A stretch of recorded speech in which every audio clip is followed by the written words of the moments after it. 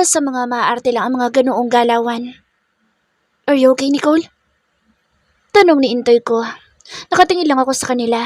Kulang na lang popcorn at siguradong para na ako nasa sine at nanonood ng nakakaumay na romantic movie.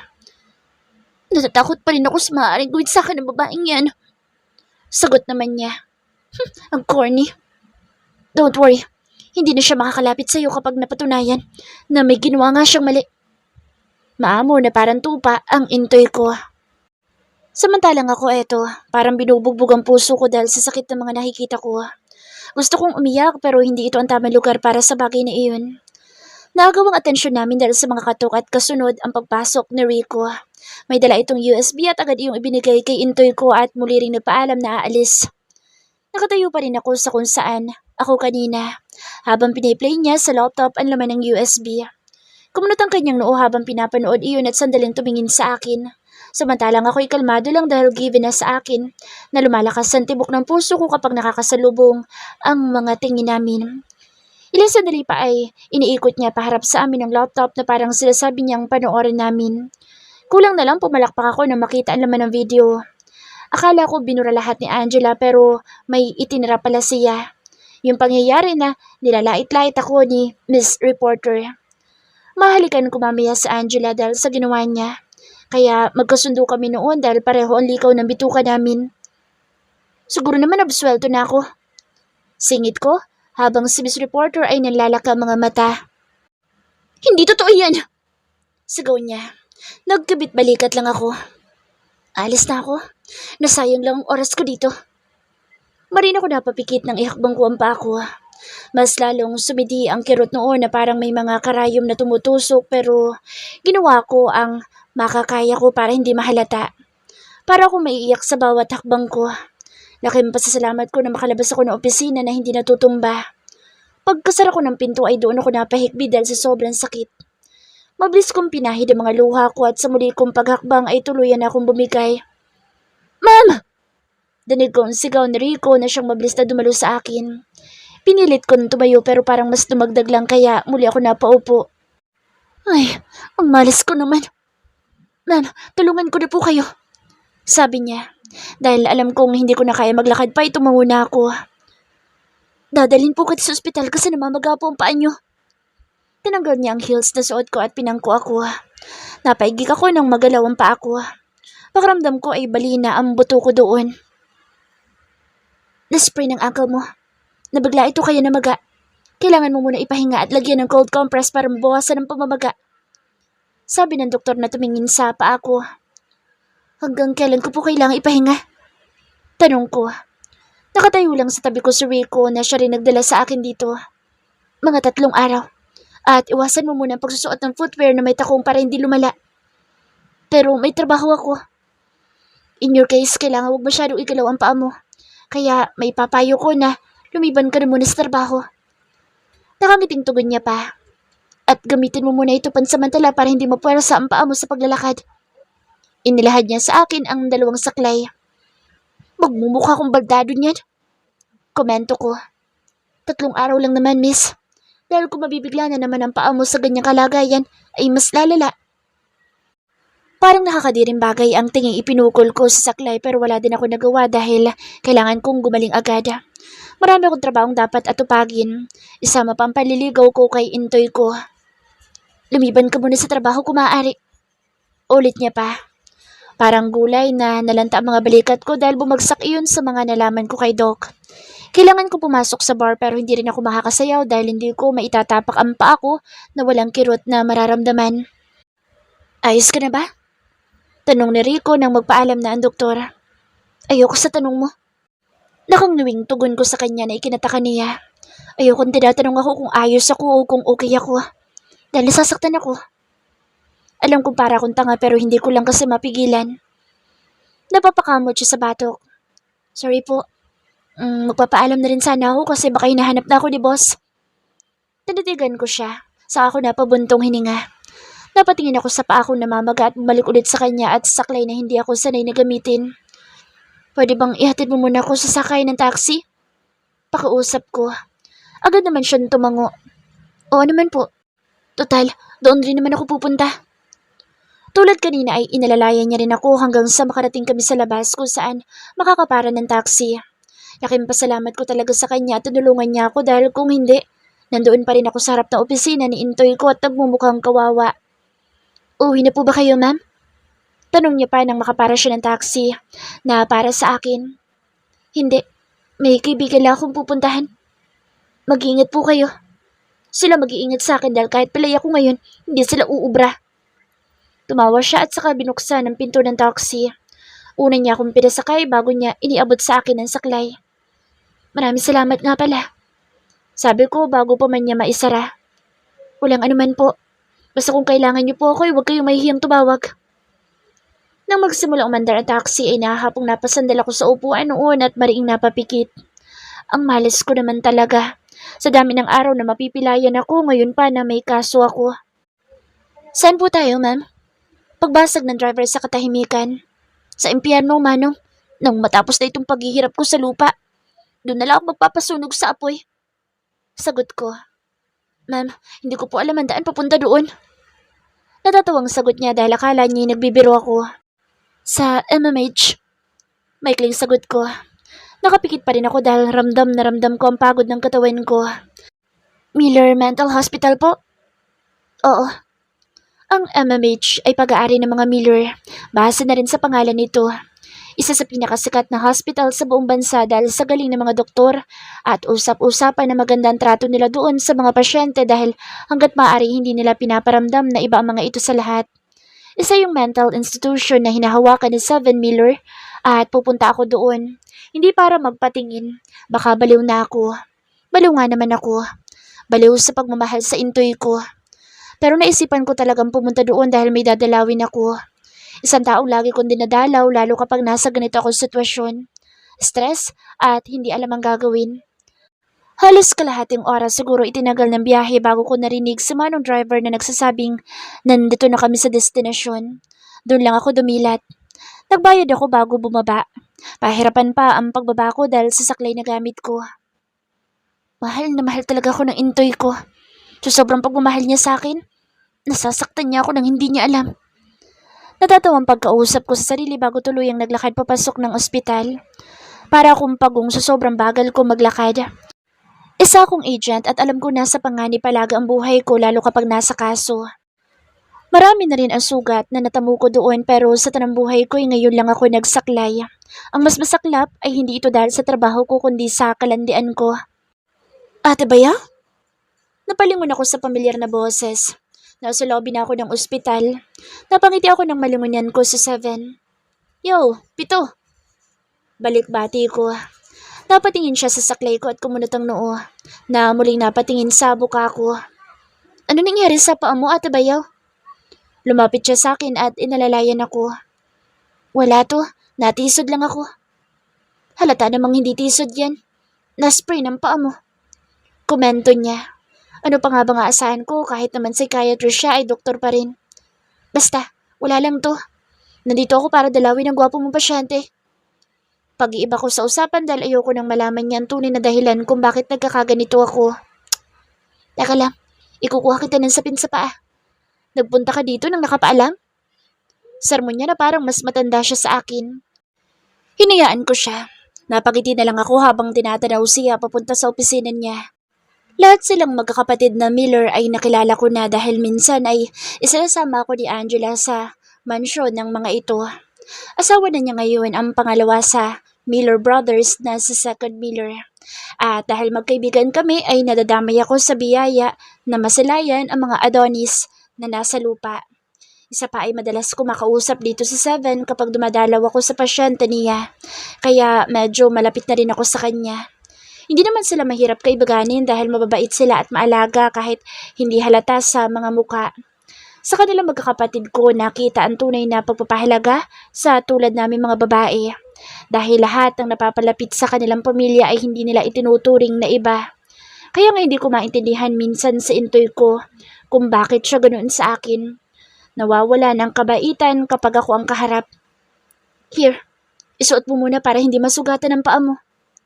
Sabi ni Seven nang makabalik na. Ipinausuot niya sa akin ang kinuha niyang tsinelas na kulay itim. Siguro ay sa kanya iyon dahil kulay itim. Salamat, bayaw. Natatawang sabi ko kahit ang totoo ay naiiyak ako sa simpleng pagpapasuot niya sa akin noon dahil hinihiling ko na sana'y dumating ang araw na maging ganito rin si Intoy ko sa akin. Ihahatid na kita sa pasyente ko, total ay doon rin ang punta ko ngayon. Anya. Nakasuot siya ng doctor lab gown at sa loob noon ay blue v-neck shirt at pinaresa ng white jeans. Malinis na malinis ang dating ni Seven tulad ng imahe ng mga doktor kapag humaharap sa mga pasyente. Batang-bata pa siya kumpara sa mga kuya niya pero hindi nalalayo ang pagiging makisig at napakagwapo. Siguradong marami ring nagkakandara pa dito pero wala ko nababalitaan na girlfriend niya o nililigawan bukod sa nasagapon chismis na ex niya ang babaeng asawa ngayon ng kuya first niya. Si Princess Laika na kasing edad niya rin lang. Hindi naman ako pagtatakang mahalin niya ang babaeng iyon dahil napakaganda na ngayon, napakabait pa. Dumagdag pa na napakatalino kahit isip bata. Anong klase ng tingin yan? Hindi ako si Kuya Third ha? Natatawang tanong niya nang mapansing nakatingin ako sa kanya. Siguro ganito rin ang mukha ni Intoy ko noong nasa ganito siyang edad. Fresh na fresh at napakagwapo. Umiling ako. Naalala ko lang siya sa'yo. Tumawa siya kaya ang mga mata niya nawala at linya na lang ang natira. Kumusta na nga palang paliligaw mo sa kanya? Nagkipit balikat ako. Palagi naman ako busted pero hindi ako tumitigil dahil alam ko namang nagpapakipot lang siya. Sa ganda kong to, siguradong mababaliw siya sa akin. Nice, lakas ng tingin sa sarili ah. Siyempre naman, sino pa bang pupuri sa sarili ko kung hindi ako mismo? Oo nga naman, pero ako, hindi ko pinupuri ang sarili ko. Total nakikita na naman ang ebidensya. Banat niya kaya sabay kaming natawa. Nox, mas mahangin ka pa pala sa akin. Komento ko. Nagmana lang ako sa'yo. Lakas ng impluwensya mo eh. Kidurot niya pa ang pisngi ko kaya sinapa ko siya sa braso. Kahit mas matanda ako sa kanya, hindi iyon halata dahil mas mataas siya sa akin dahil sa laki niyang lalaki. Hanggang sa makarating kami sa kwarto ng pasyente niya ay panay ang kwentuhan namin at tawanan kaya kahit papaano ay nakalimutan ko ang mga iniisip ko kanina. Nang tuluyan niyang mabuksan ang pinto ng isang kwarto ay agad na hinanap ng mga mata ko ang taong nasa loob noon. Nakita ko siyang tahimik na nakaupo sa kama at nakatanaw sa bintana. Nakatulala. Bumaling ako kay Seven. Kumusta na lagay niya? Ngumiti siya. Medyo maayos na. Pero hindi pa din siya nagsasalita. Palagi lang siyang ganyan. Napabuntong hininga ako at naglakad papalapit kay Wilson. Yes?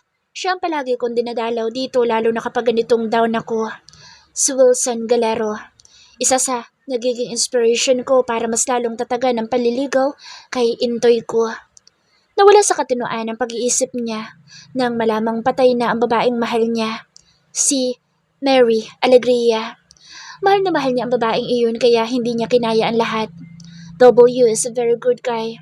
Kahit ngayong hindi siya magaling. Hindi siya tulad ng mga baliw na nagwawala at nananakit. Palagi lang siyang tulala at kapag may nakikitang tao ay tititigan niya lang at tahimik siyang iiyak. Naawa ko sa kanya at the same time humahanga.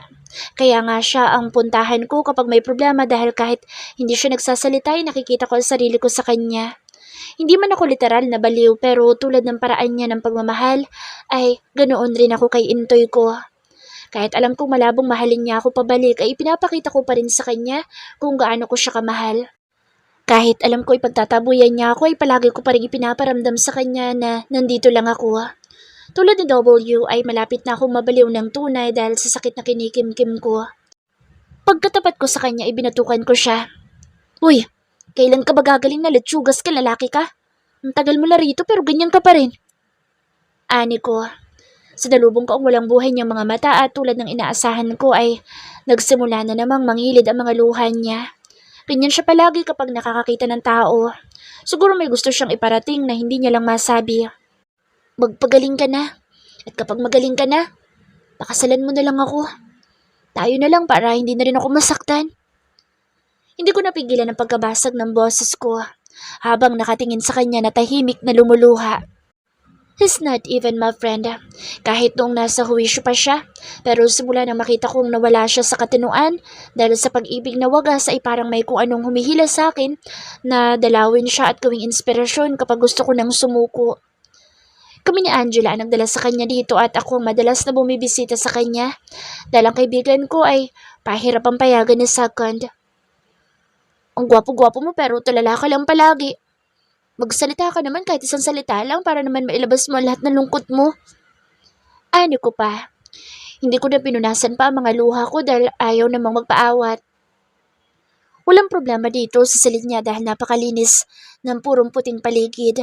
Hindi mo masasabing nasa isa ka mental institution at ipinagpapasalamat ko yun dahil kung nagkataong madumi dito, ay siguradong lalala ang lagay niya. Isinandal ko ang saklay ko sa gilid at tumabi ako nang upo sa kanya. Pilit akong ngumiti at pinunasan ang mga luha niya. W, huwag kang susuko at magpagaling ka. Hindi mo ba alam na idol kita? Gusto ko makausap ang idol ko at magpa-autograph sa kanya kaya dapat magpagaling ka. Inayos ko ang buhok na tumatakip sa noon niya. Mahaba na ang buhok niya pero maaliwalas naman ang mukha niya dahil palagi ko sinasabi kay Seven na linisan ito at alisan ang mga buhok na tutubo sa muka.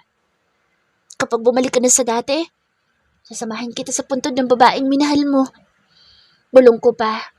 Sa lahat ng sinabi ko ay wala ko nakuha sagot mula sa kanya. Tulad ng dati, lumuluha lang siya habang balot ng lungkot ang mga mata. Nararamdaman ko ang nararamdaman niya. Hindi man eksakto, pero dama ko ang lungkot at sakit niya dahil yun din ang daladala ko dito sa puso ko. Hindi na ako magtataka kapag dumating ang araw na share na kami sa kwartong ito dahil nabaliw na rin ako. Kailan ka ulit dadalaw dito, Ate Bayaw? Tanong ni Seven. Nandito pa rin kami ngayon sa room ni W. Ipinagbabalat ko siya ng orange na ipinabili ko kay Seven kanina nang matapos niyang tingnan ang lagay ni W. Tulad ng dati ay hindi pa rin talaga ito nagsasalita at lagi lang nakatulala. Ako mismo ang nagbubukan ng bibig niya para kumain siya ng prutas para maging malakas siya. Napapangiti ako kapag nakikita siyang lumuluno kahit papaano. Ang bawat galaw na ginagawa niya ay malaking development at tulad ng sabi ni Seven dahil sa madalas na pagiging tulala nito. Para siyang buhay na patay. Buhay ang katawan pero hindi ang puso dahil nababalot iyon ng sakit at pangungulila. Kapag literal, nabaliw na ako. Pabirong sagot ko sa tanong ni Seven pero ika nga nila, minsan kalahati sa biro ay totoo. Matagal ka ng baliw. Baliw sa kakulitan. Tanawanan niya pa ako. Baliw ka mo sa kuya mo. Teka nga, speaking of my intoy ko, bakit ganun sa akin yung kuya mong tuod? Napakasungit. Napasibangot ako nang maalala ang mga sinabi niya sa akin na talagang tumago sa puso ko. Kapag sa iba, mabait naman. I don't know. Dahil una, hindi ako siya. Pangalawa, hindi ako siya. At pangatlo, hindi talaga ako siya. Dahil sa nakakabobo niyang sagot ay pumulot ako ng mansanas at ibinato iyon sa gawin niya. Agad niya yung nasalo habang tawa ng tawa at kinagatan pa iyon bago kumindat sa akin. Landi mo. Asik ko. Nagsalita ang hindi. Buwalta niya. At least ako naglalandi lang sa intoy ko. Ang bantot ng tawag mo kay kuya? Umuwi siya na parang nandidiri. Tinaasan ko siya ng kilay. Nakaupo siya sa maliit na couch na nasa harap ng kama habang kami ni W ay sa kama mismo nakaupo. Hindi ba bantot yun, no? Ganyan rin ang sinabi ni Pip. Pero yun ang gusto ko itawag sa kanya kaya wala kayong pake. Tumawa lang siya. Dahil sa ramdam kong pinagkakatuwaan niya ako ay may naisip akong kapilyahan. Ikaw, kamusta ang pag-ibig mo sa asawa ng kuya mo? Mas lalong lumapad ang isi ko dahil natigilan ito at sunod-sunod na kumagat sa apple na hawak niya. Why not sa bahay ka na mag-dinner? Pag-iiba niya sa usapan. Parang bulang biglang naglaho ang pang-Alaska na dapat ay gagawin ko sa kanya dahil sa sinabi niya. Talaga? Sige, pahig ako. Agad na sagot ko at wala akong balak na magpapilit. Minsan lang ako mapapadpad sa bahay nila at hindi rin naman ako nagtatagal dahil panira ng trip talaga palagi sa Angela. Ngumiti siya. Hintayin mo lang ako matapos sa duty ko. May family dinner ngayon dahil kakauwi lang din ng mommy galing honeymoon. Nalaka ang mga mata ko dahil sa huling salitang mga sinabi niya. Honeymoon? Di ba matatanda na sila? They may be old pero hindi naman hadlang iyon para taon-taon nilang i-celebrate ang anniversary nila. At ang tawag nila doon ay honeymoon. It is not about having sex. It is about having a good time together na kayong dalawa lang. Travel and such. Paliwanag niya. Napangiti ako dahil habang nagsasalita siya ay bakas na bakas sa maganda niyang mga mata ang paghanga sa tatag ng pagmamahala ng mga magulang niya. Halatang nakita nila ang pagiging pure ng pagmamahala ng mga ito na kahit matanda na ay may heartbeat at sweetness pa rin. Ako kaya, mararanasan ko yun sa piling ni Intoy ko? Maybe, kapag hindi napagod ang puso ko na masaktan. Hindi tulad ng mga magulang na kinalakihan ko. Wala na nga ako magulang na kinalakhan, maliban kay uncle. Ang nanay ko kasi ay tinalo pa ang kabuti sa biglang pag-alis ng walang paalam at pagsulpot. Tinalo niya rin ang mga OFW sa pagpunta-punta sa iba't ibang bansa na inaabot ng lagpas 2 taon. Ang rason niya? E di ano pa? Naghahanap ng majojowa at ng madiligansiya. Kaya nga ako kahit madaldal ako sa mga bagay na iyon, ay iniingatan ko ang puri ko. Kahit magsuot ako ng mga revealing na damit at magsayaw sa harap ng kalalakihan, ay walang kaso sa akin basta walang hawak at romansa. Ayoko matulad sa nanay ko na pinaninindigan ang pagiging Magdalena. Mababa ang lipad. Buong maghapon kong kinausap si W. Kahit pa sabihing nitango o ungol ay wala siyang naisagot sa akin. Ayos lang yun dahil hindi ko naman kailangan na makakausap. Ang kailangan ko ay tagapakinig. Pagsapit ng out na 7 ay siya naman pagpapaalam ko kay W. Hindi ako umalis hanggat hindi siya nakakatulog at dahil mukhang pagod sa paglalabas ng mga luha, ay agad na hinila ng antok. Ano bang favorite ng mga kuya mo? Tanong ko kay 7 nang nasa sakyanan niya kami at tinatahak na andaan pa uwi sa mansyon nila. Aba, kahit pilay ako, hindi nabawasan ang landi ko sa isiping makikita ko ngayon ang intoy ko. Roromansahin ko siya nang mabawasan naman ang inis. But seriously, minsan naiisip ko na pikutin na lang siya. Pero palagi kong pinipigilan ng sarili ko dahil ayoko namang kunin sa kanya ang kaligayahan niya, ang pagiging malaya. Naks, hindi pa ba tapos ang panunuyo mo? Isa-isa sa aming magkakapatid? Pasaring niya habang napapailing. Hanggat hindi pa kami kasal ni Intoy ko, susuyuin ko kayo magkakapatid para naman ilakan niyo ako kay Intoy ko. Seryosong sagot ko. Kapag nagkakaroon ako ng pagkakataon na makita ni isa sa kanila ay palagi ko ipinaparamdam na matatakbuhan nila ako para naman hindi sila tumutol sa kabaliwan ko kay Intoy ko.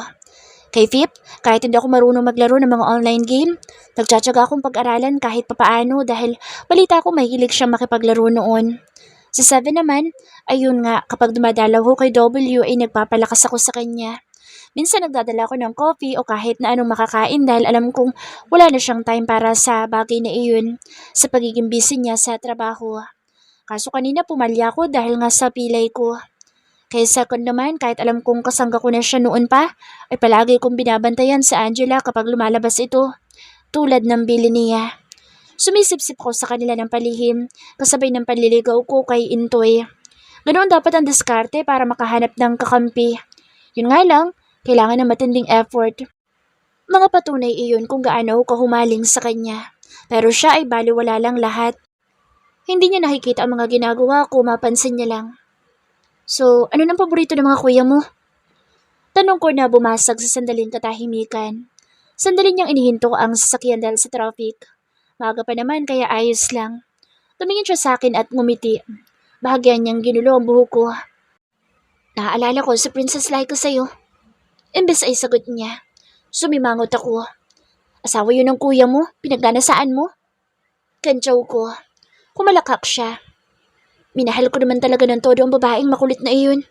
At aaminin ko na hanggang ngayon pa rin pero kapag nakikita ko masaya na siya sa piling ni kuya, ay sumasaya na rin ako. Worth it na worth it ang mga sakripisyo ko. Halos maluha ako dahil sa mga sinabi niya. Alam ko ang kwento tungkol doon.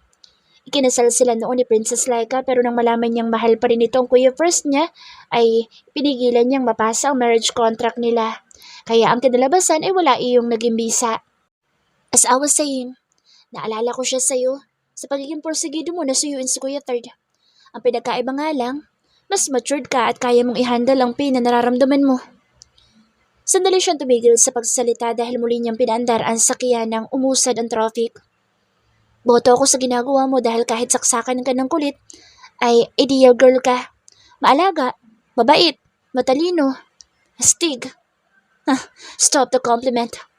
So, ang gusto ko ipayo sa'yo ay magtira ka para sa sarili mo dahil wala pa sa kalingkingan ng kung anong sakit na pinipilit mo itago ngayon sa maaari mong maramdaman dahil ipinipilit mo ang sarili mo sa taong hindi ka mahal at Wala kang aasahang pagmamahal na maisusukli sa'yo. Seryosong tugon niya. Mas matanda man ako sa kanya pero sa paraan ng pagpapayo niya ay masasabi kong mas may kaalaman siya kaysa sa akin. Speechless ako. Wala ni isang salita ang namutawi sa labi ko dahil ang bawat salita niya ay sumasampal sa akin dahil alam kong totoo.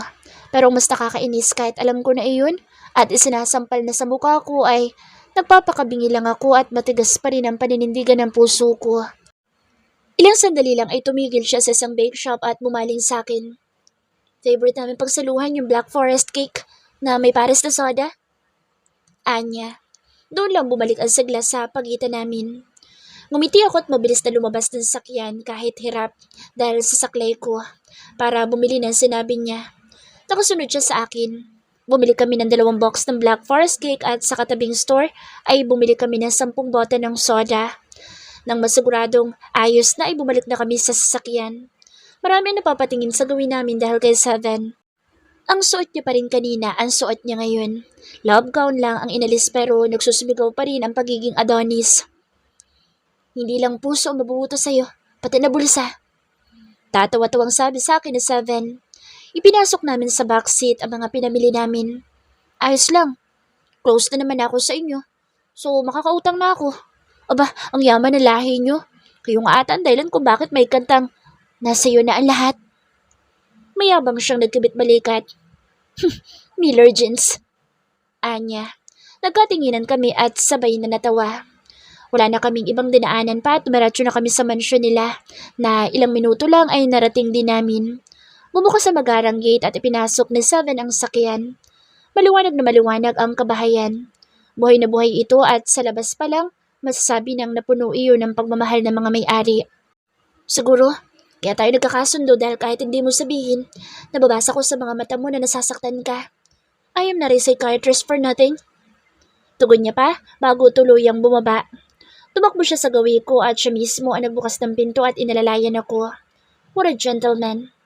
Napapailing akong bumaba at kahit gusto kong ako ang magdala ng mga pinamili namin ay hindi siya pumayag dahil mas lalo lang ako nahihirapan sa paglalakad.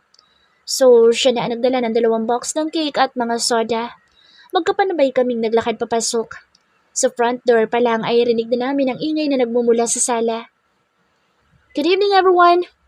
Masayang sigaw ni Seven pero imbis na sa kanya mapatingin ay sa akin natuon lahat ng mga pares ng mata na nasa sala at naguunahan ng tumakbo sa akin. Bayaw! Sigaw na second, fifth at sixth. Lumakad naman si Fort at first papalapit sa akin. Muntik na ako matumba nang dambayin ako ng yakap ni Fifth at pinatungan iyon ni second at sixth. Natuwa ako na naluluha dahil sa salubong nila sa akin na akala mo'y matagal nang hindi nagkita. Ngayon pa lang masasabi ko na napakaswerte ng bawat babaeng magiging parte ng pamilyang ito. Uy, nakita niyo nang nakasaklay, dinambay niyo pa ng yakap? Saway ni Fort. Tinapik niya ang balikat ko. Ngumiti naman sa akin si First at tumango na nakapamulsa sa gilid namin. Na paano ka bayaw? Kunot noong tanong ni Fifth. Ngumiti ako nang humawalay sila sa akin. Sa laki ng mga katawan nila para akong pumasa ng sako ng bigas. Wala to. Natapilok lang. Balo walang sagot ko. Na paano naman yung kamay mo? Kunot noong tanong ni Six. Napakamot ako sa ulo. Napansin pa rin niya. Nilagyan ko na nga lang ng maliit na band-aid para hindi agaw pansin. Nagluto kasi ako kanina. Nasugatan na maghiwa ko ng sibuyas. Napaparami na mga kasinungalingan ko dahil sa mga tanong nila. Bakit? Ginawa mo ba ng tagtaran ng kamay mo? Ang bobo mo kung ganoon. Singit ng boss ni Angela na nakaupo lang sa couch. Nakadakwatro na parang reyna. Naturing ang kaibigan ng lukarit na ito. Hindi na nga ako sinalubong, tinawag pa akong bobo. Inirapan ko siya. Tanga mo, namali ako ng hawak. Kibit-balikat lang ang sagot niya. Oh, nandito pala sa Ate Grace. Tili ni Princess Laika na nasa dulo ng grand stair. Tumakbo itong pababa habang nakayapak lang at nakasuot ng jomis na kulay purple at print na Hello Kitty. Baby, huwag kang tumakbo, baka mahulog ka. Agad na saway ni First at inilang hakbang ang hagdan. Sinalubong niya ang asawa niya at kinarga na lang ito para ligtas na makababa. Nakaramdam ako ng inggit dahil gusto kong ganoon rin sa akin sa intoy ko. Kaso malabong mangyari. Agad din ako lihim na umiling para alisin ang mga negatibong bagay na pumapasok sa isip ko. Hindi ako nandito para mag-emote. Wow, cake and soda? Tuwang-tuwang bunga ni Princess Laika nang ilapag siya ni First sa harapan namin ni Seven. Agad na lumapit dito si Seven para halikan sa noo at ngumiti. Ganoon ang gesture na magkakapatid kapag nakikita si Princess Laika at napakaswerte niya dahil siya ang unang babae na nakabingwit sa isa sa Miller Brothers. Let's go! Luto na daw ang dinner. Nasa dining na sila. Pag-agaw ni Angela sa usapan at nauna na itong maglakad papunta sa dining. Queen, intay naman! Ungot na Sakan kaya huminto sa Angela at inintay siya. Nang magkatapat sila ay agad na umakbay sa Sakan sa kaibigan ko at masuyong hinalikan ng pisngi nito. Mapait ako napangiti. Ano ba naman yan? Bakit ipinamumuka sa akin ngayong araw ang mga bagay na posible ko maranasan? Nangaasar lang?